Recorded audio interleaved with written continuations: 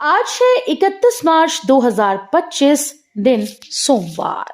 Welcome back to Clean News UP. चलिए देखते हैं उत्तर प्रदेश की 25 फटाफट बड़ी खबरों को।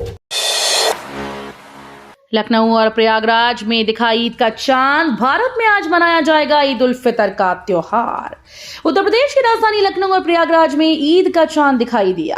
अब आज देश भर में ईद मनाई जाएगी। लखनऊ ईदगाह इमाम मरकजी चांद कमेटी के अध्यक्ष खालिद रशीद फरंगी ने ऐलान किया है कि रविवार को ईद का चांद देखा गया है और आज 31 मार्च को देश भर में ईद मनाई जाएगी। जाम मुक्त होगी यूपी की ये स्मार्ट सिटी। बनेगा 1 किलोमीटर से अधिक लंबा फ्लाईओवर। चूड़ियों के लिए मशहूर फिरोजाबाद शहर अब जल्द ही बदला हुआ नजर आएगा। शहर के अंदर से गुजरने वाली नेशनल हाईवे को जाम मुक्त किए जाने की कवायद शुरू हो गई।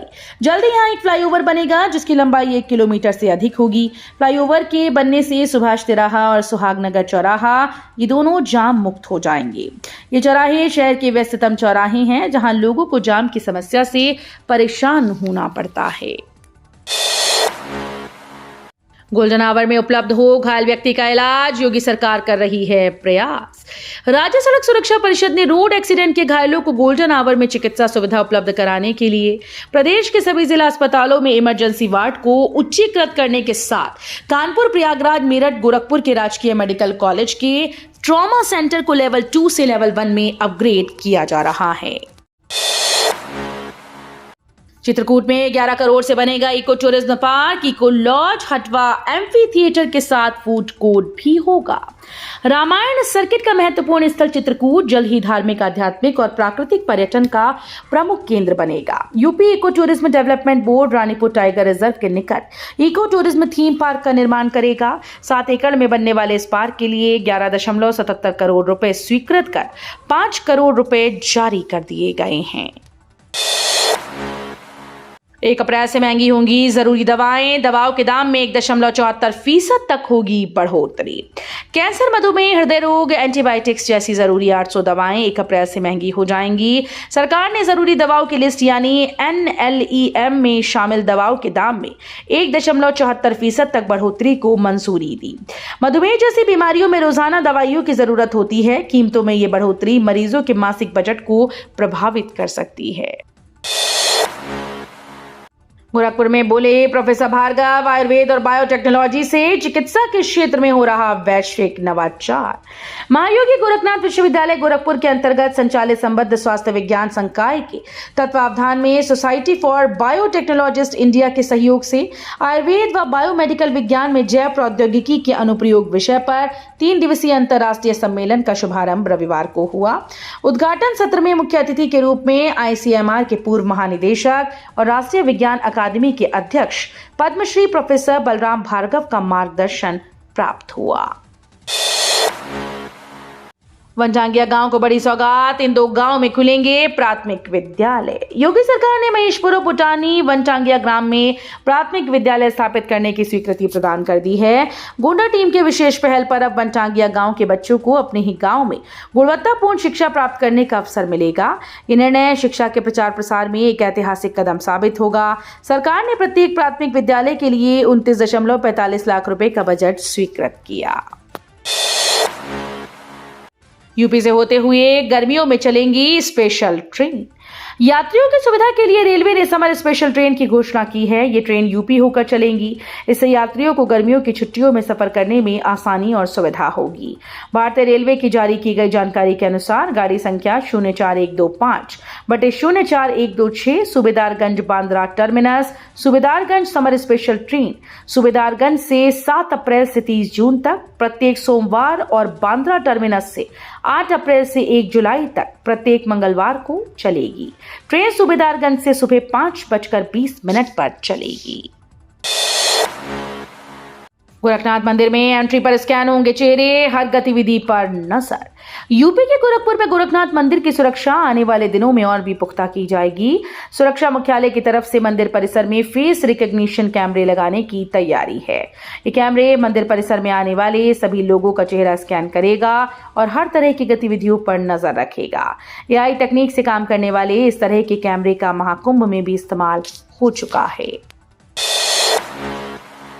यूपी में इन ऑटो और ई रिक्शों पर होगी कार्रवाई। यूपी के वाराणसी में बिना सत्यापन के चलने वाले ऑटो और ई रिक्शा चालकों पर कड़ी कार्रवाई की जाएगी। वाराणसी पुलिस कमिश्नर मोहित अग्रवाल ने इसको लेकर सभी अफसरों को निर्देश जारी कर दिए। इसके साथ ही उन्होंने क्यूआर कोड सिस्टम को कड़ाई से पालन करने का निर्देश दिया है। यूपी में सरकारी विभाग की ईद की छुट्टी कैंसिल। 31 मार्च को काम करेंगे 1.45 लाख कर्मचारी। यूपी में इस बार कुछ महकमों में ईद की छुट्टी कैंसिल कर दी गई। इसकी वजह त्योहार पर वर्कलोड और आज क्लोजिंग बताई जा रही है। योगी सरकार की ओर से इस संबंध में आदेश जारी कर दिया गया है। आज सार्वजनिक अवकाश में भी खुले रहेंगे, सभी कार्य संपादित होंगे जिससे राजस्व संग्रह प्रभावित ना हो। बता दें कि बिजली विभाग में पूरे प्रदेश में 35,000 नियमित और 1,10,000 संविदा कर्मचारी हैं। गाजियाबाद मास्टर प्लान 2031 आपत्ति सुझाव के बाद ही अप्रूवल के लिए भेजेंगे।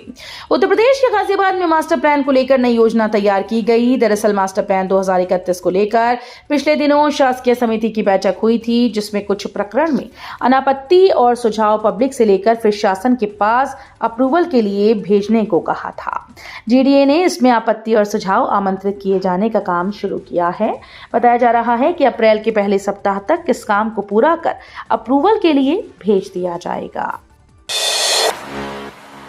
ग्रेटर नोएडा में फ्लैट खरीदारों को राहत। तय सीमा में कराई रजिस्ट्री तो नहीं लगेगा फाइन। प्राधिकरण बोर्ड ने उन फ्लैट्स खरीदारों को बड़ी राहत दी है जिन्होंने अब तक रजिस्ट्री नहीं कराई थी। प्राधिकरण बोर्ड ने 3 महीने के लिए जुर्माने से राहत दी है।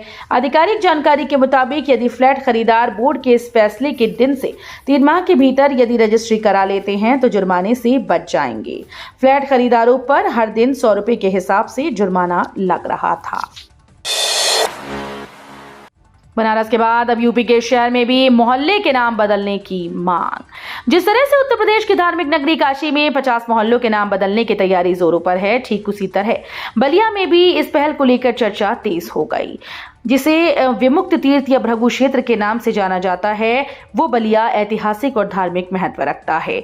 इतिहासकारों का मानना है कि कुछ मोहल्लों के नाम बदलने से क्षेत्र की सांस्कृतिक विरासत और पहचान को मजबूती मिलेगी।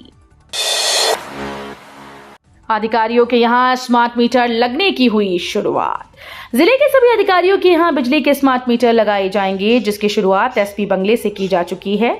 अब पूरे जिले में सरकारी दफ्तरों और अधिकारियों के आवास पर स्मार्ट मीटर लगाए जाएंगे। मध्यांचल के एमडी और निदेशक के निर्देश के बाद जिले में सरकारी दफ्तरों के साथ अधिकारियों के आवास पर स्मार्ट मीटर लगाए जाने की कार्यवाही शुरू की जाने लगी है। 5 साल से नहीं है मान्यता। एबीवीपी ने किया हंगामा। बुक सेलर्स पर मनमानी का आरोप। अलीगढ़ के खेड़ा खुशखबर स्थित संत फिदेलिस स्कूल की 5-6 साल से बेसिक शिक्षा विभाग से मान्यता नहीं है। स्कूल के पास विक्रेताओं के द्वारा अभिभावकों को महंगी किताब कॉपी बेचे जाने पर अखिल भारतीय विद्यार्थी परिषद के कार्यकर्ताओं ने हंगामा किया। हंगामे की खबर पर पुलिस स्कूल पहुंच गई। संगठन के राष्ट्रीय कार्यकारिणी सदस्य अंकुश शर्मा ने कहा कि बिना मान्यता के चल रही स्कूल को बंद नहीं किया गया तो आंदोलन किया जाएगा। यूपी के 63 पीसीएस अफसरों को नवरात्रि की सौगात। पुरानी पेंशन का मिला लाभ। यूपी में 63 पीसीएस अफसरों को नवरात्रि के पहले दिन सौगात दी गई। इन अफसरों को पुरानी पेंशन का लाभ दिया गया। इनकी नियुक्ति 28 मार्च 2005 के पूर्व के विद्यापीठ अनुसूचित पदों के सापेक्ष की गई थी। यूपी के इन 4 जिलों में 7 चकाचक सड़कों का होगा निर्माण। प्रधानमंत्री ग्राम सड़क योजना के तहत देवरिया, फतेहपुर, गोरखपुर, लखनऊ में 7 सड़कों का निर्माण किया जाएगा। इसमें से 4 मार्ग गोरखपुर में बनेंगे। वहीं लखीमपुर खीरी में एक पुल का निर्माण किया जाएगा। पीएम ग्राम सड़क योजना की राज्य स्तरीय स्थायी समिति की बैठक में इन परियोजनाओं को स्वीकृति दी गई। ग्रेटर अलीगढ़ को लॉन्च करने का रास्ता साफ। नक्शा शुल्क 37 रुपए वर्ग मीटर बढ़ा। अलीगढ़ विकास प्राधिकरण की 87वीं बोर्ड बैठक 29 मार्च को रामघाट रोड स्थित एडीए कार्यालय के सभागार में हुई, जिसमें ग्रेटर अलीगढ़ आवासीय योजना को लॉन्च करने का रास्ता साफ हो गया। अलीगढ़ खैर रोड पर 335.79 हेक्टेयर में विकसित होने वाली इस आवासीय योजना में 74.309 हेक्टेयर भूमि पर पार्क और हरित पट्टिका बनाई जानी है। इसके लिए भू उपयोग परिवर्तन की फाइल शासन को भेजी गई थी। गाजियाबाद के कई जन सुविधा केंद्रों में बनाए गए फर्जी बर्थ सर्टिफिकेट। गाजियाबाद शहर के कई जन सुविधा केंद्रों से फर्जी जन्म प्रमाण पत्र जारी करने का मामला सामने आया। बच्चों के दाखिले के लिए स्कूल में प्रमाण पत्र जमा करने पर इस फर्जीवाड़े का खुलासा हुआ। इसके चलते 10 से ज्यादा बच्चे दाखिलों से वंचित रह गए। परेशान अभिभावक नगर निगम के जोनल कार्यालय में शिकायत कर प्रमाण पत्र बनवाने के लिए चक्कर काट रहे हैं। अखिलेश यादव के बयान पर शंकराचार्य स्वामी अविमुक्तेश्वरानंद का प्रहार। शंकराचार्य स्वामी अविमुक्तेश्वरानंद ने समाजवादी पार्टी के प्रमुख अखिलेश यादव के एक बयान पर तीखी प्रतिक्रिया देते हुए कहा कि क्या विरोध की आड़ में हम अपनी जड़ों से दूर हो रहे हैं। वाराणसी में नव संवत्सर के पावन अवसर पर शंकराचार्य ने आलोचना करते हुए कहा कि गाय हमारी माता है, उनके शरीर से हमें सुगंध मिलती है, उनके द्रव्य पदार्थ हमें पोषण देते हैं। अगर अखिलेश को गौमाता से दुर्गंध आती है तो ये उनका दुर्भाग्य है। राष्ट्रीय जूनियर बालिका हैंडबॉल चैंपियनशिप में उत्तर प्रदेश ने रचा इतिहास, पहली बार जीता खिताब। राजधानी लखनऊ के केडी सिंह बाबू स्टेडियम में 47वीं राष्ट्रीय जूनियर बालिका हैंडबॉल चैंपियनशिप का फाइनल मैच खेला गया। इसमें उत्तर प्रदेश की टीम हिमाचल प्रदेश को 19-17 से हराकर पहली बार विजेता बनी। ये चैंपियनशिप हैंडबॉल एसोसिएशन के तत्वावधान में उत्तर प्रदेश हैंडबॉल एसोसिएशन के 50वें स्थापना दिवस पर आयोजित की गई। मकान मालिकों के लिए खुशखबरी, 1 अप्रैल से मोदी सरकार लागू करेगी नए नियम। केंद्र सरकार ने किराए पर दी गई संपत्ति से अर्जित आय पर टैक्स कटौती की सीमा को मौजूदा 2.4 लाख रुपए वार्षिक से बढ़ाकर 6 लाख रुपए कर दिया है। बीती 1 फरवरी को वित्त मंत्री निर्मला सीतारमण ने वित्त वर्ष 2025-26 का बजट पेश करते हुए किराए पर टीडीएस की वार्षिक सीमा बढ़ाने की घोषणा की। इससे टीडीएस के लिए उत्तरदायी लेन देन की संख्या कम हो जाएगी, जिससे छोटे भुगतान लेने वाले करदाताओं को लाभ होगा। पूरे प्रदेश में चली ठंडी हवाओं से गिरा पारा, 1 अप्रैल से फिर से बदलेगा मौसम।